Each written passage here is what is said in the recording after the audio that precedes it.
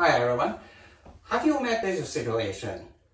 Your dryer doesn't heat, but you check the heating element, thermostat, thermal cutoff fuse, and the exhaust thermistor. All of them are working. So next, you are supposed to check the drive motor, the centrifuge switch. But it's very hard to check. You have to disassemble all the dryer to get access to the dryer motor. It's time consuming.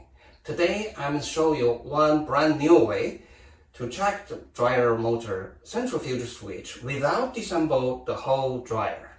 Let's start. My meter one probe connected to one leg of the power plug here. The other one, I connected to the right wire here. You see the right wire? And this is the circuit board. That's the heater relay here. So this is a connector. After spin quick enough, you hear click sound first. And then the meter will show about 10 or 11 ohm.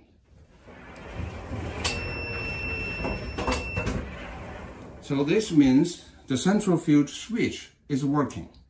If you spin quick enough, still you only see OL. That means central switch doesn't work. This is the Whirlpool dryer, the drawing.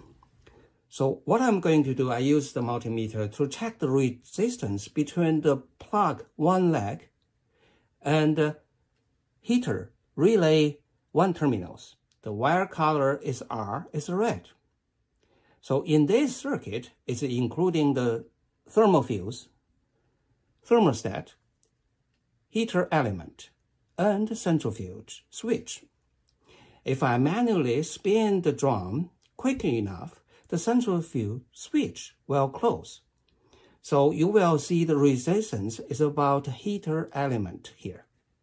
If you still can't read heating element like 11 ohms, it's still OL.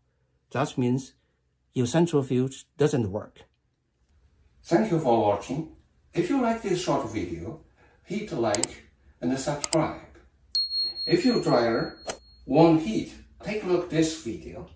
After you press your dryer start, if the dryer won't start, hit this video. Thank you.